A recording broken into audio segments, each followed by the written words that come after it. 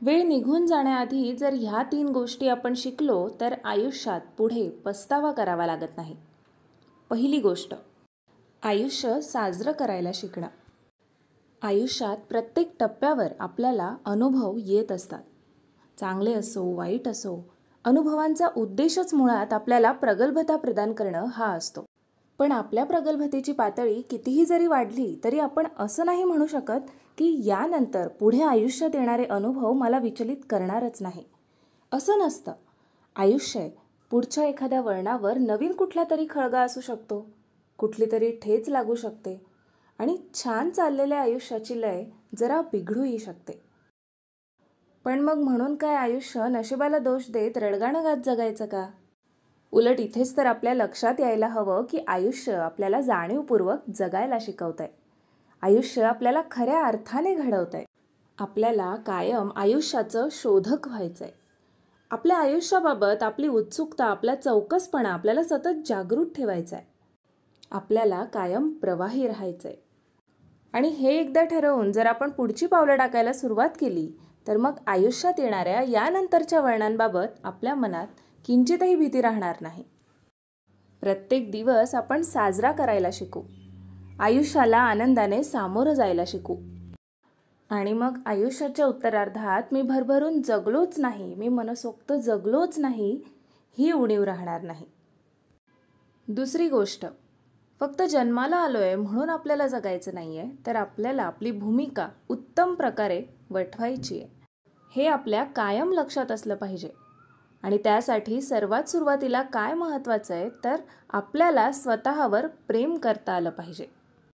कोणी तुमच्यासोबत असो नसो, कोणी तुमच्यावर विश्वास ठेवला नाही ठेवला, कोणी तुमच्यावर प्रेम करो न करो, तुम्हाला स्वतःसाठी उभं राहता आलं पाहिजे. तुमचा स्वतःवर प्रचंड विश्वास पाहिजे.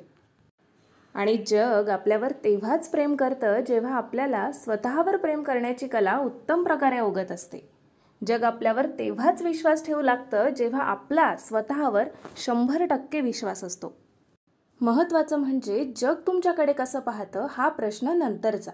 आधी तुम्ही स्वतःकडे कसं पाहता ना, याने फरक पडतो. आपण जेव्हा आनंदाने येणाऱ्या दिवसाला सामोरं जातो, प्रत्येक काम स्वेच्छेने करतो, तेव्हा आपल्याला त्यात समाधान मिळत जातं.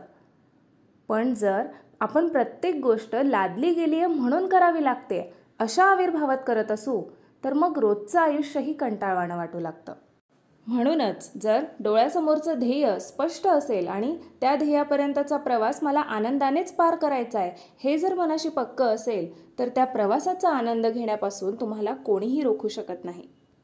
आपल्याला जर आपली भूमिका उत्तम प्रकारेच वठवायची असेल आणि त्यासाठी सदैव तत्पर असण्याची जर आपली तयारी असेल तर डोळ्यासमोरचं ध्येय निश्चितच वेळ निघून जाण्याआधी साकार होईल.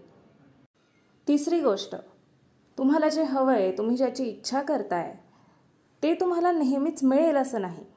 कारण त्याहीपेक्षा भन्नाट असं काहीतरी तुमची वाट बघत असतं. आणि यावर विश्वास ठेवायला आपण शिकलं पाहिजे. ज्यासाठी तुम्ही पात्र असता, आयुष्यात जे जे तुम्ही डिझर्व करता ते तुम्हाला अखेर मिळणारच असतं. गरज असते ती या गोष्टीवर विश्वास ठेवून कार्य करण्याची. स्वयंप्रेरणेने आपण आपलं काम करत राहायला हवं. आपल्या कामाप्रती प्रचंड निष्ठा हवी. कारण स्वयंप्रेरणा आणि निष्ठेने काम करण्याची वृत्ती ह्या दोन्ही गोष्टी या प्रोसेसमध्ये अतिशय महत्त्वाच्या ठरतात. आणि हो, प्रेरणेला योग्य दिशेची जोडही हवी बरं का. कारण करत असलेल्या कामाला जर दिशा असेल तरच त्यात प्रगती होण्याची संभावना असते.